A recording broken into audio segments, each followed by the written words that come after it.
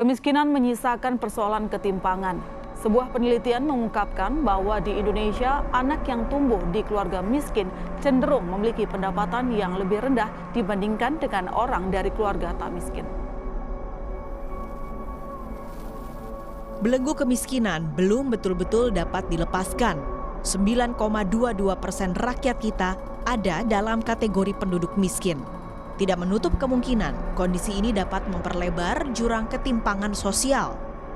Lembaga Penelitian Semeru mengungkapkan bahwa di Indonesia, anak yang tumbuh di keluarga miskin cenderung memiliki kesenjangan pendapatan dengan orang dari keluarga tak miskin. Kesimpulan didapatkan dari penelitian terhadap 1.522 anak yang terbagi dari kategori anak-anak yang hidup dalam keluarga miskin dan tidak miskin.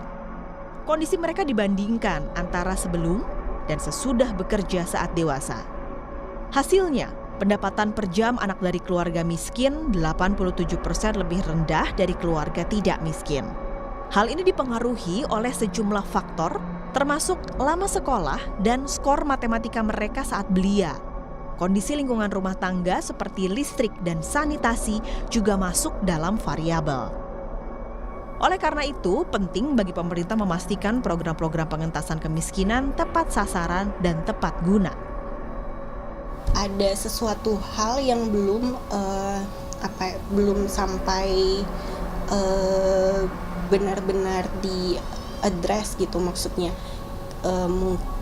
bisa jadi misalnya tadi kayak pendidikan atau kesehatan itu misalnya pemerintah udah melakukan apa ini, tapi ternyata itu belum membuat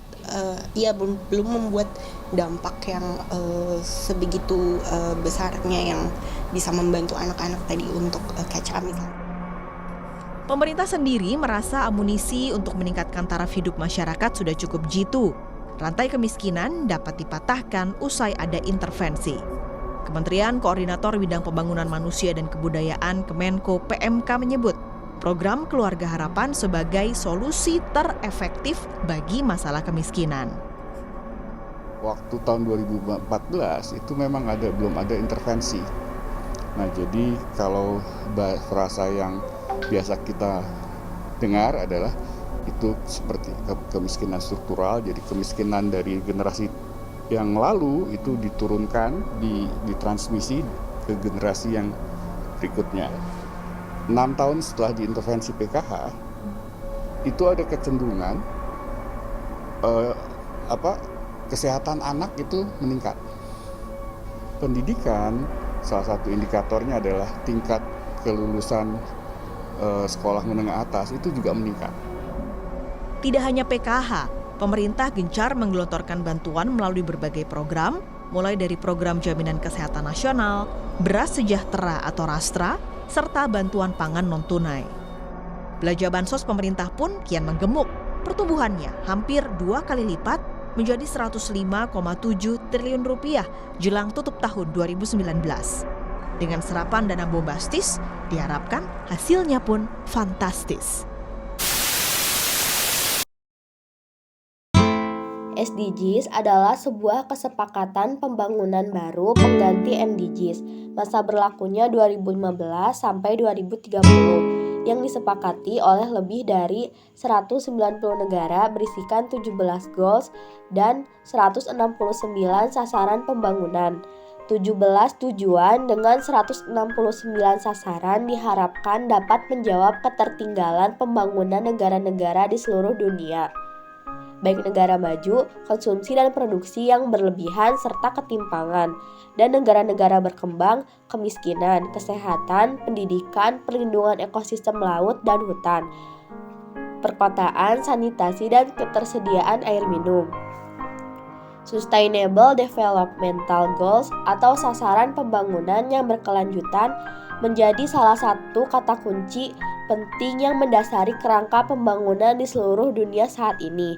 Bermula dari kesadaran bahwa bumi dan sumber daya alam yang terdapat masa kini ini bukan semata milik generasi saat ini, akan tetapi perlu dilestarikan dalam rangka memastikan kebutuhan sekarang tanpa mengorbankan pemenuhan kebutuhan pembangunan untuk generasi masa depan.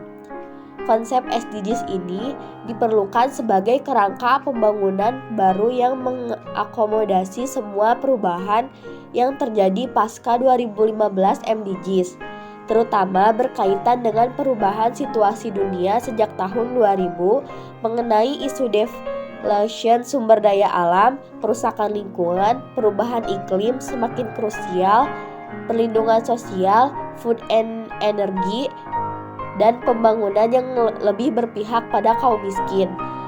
Berbeda halnya dengan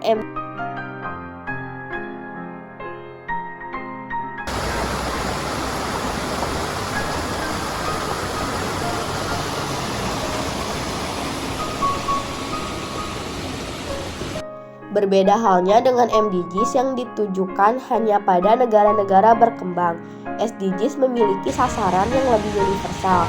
SDGs dihadirkan untuk menggantikan MDGs dengan tujuan yang lebih memenuhi tantangan masa depan dunia dari pengalaman era MDGs 2000-2015. Indonesia ternyata belum berhasil menurunkan angka kematian ibu, akses kepada sanitasi dan air minum, dan penurunan prevalensi AIDS dan HIV, sehingga dibentuk program pembangunan berkelanjutan untuk memperbaiki program era MDGs melalui SDGs.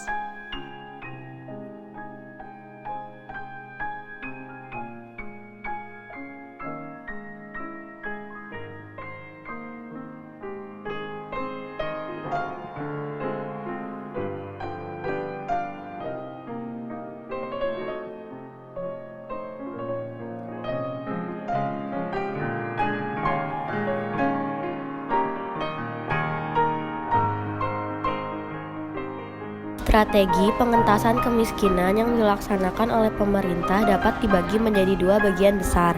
Pertama, melindungi keluarga dan kelompok masyarakat yang mengalami kemiskinan sementara, dan kedua, membantu masyarakat yang mengalami kemiskinan kronis dengan memberdayakan dan mencegah terjadinya kemiskinan baru.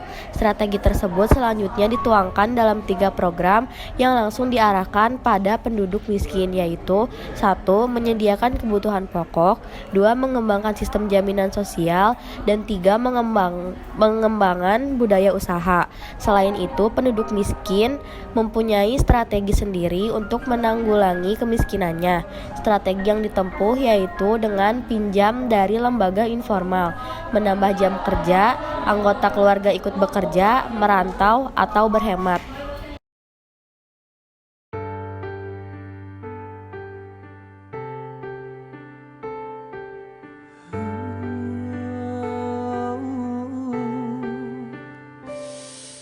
Meski derita tak henti menerpa, badai kehidupan yang datang menerjang, ku takkan henti bertahan hingga nanti.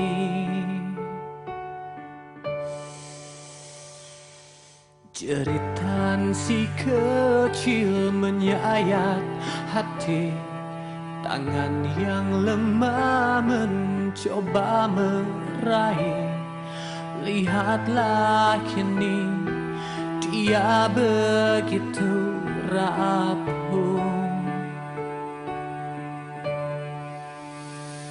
Lihatlah dan bukalah mata hatimu, melihatnya lemah terluka, namun semangatnya takkan pernah pudar hingga Tuhan kan berikan jalan.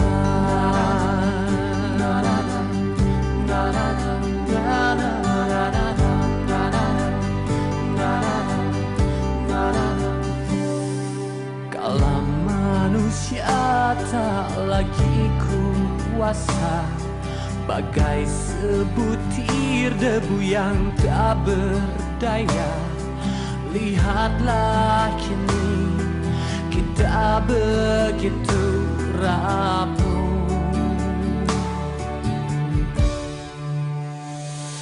Lihatlah dan bukalah mata hatimu, melihat lihatnya lemah terluka, namun semangatnya takkan pernah pudar.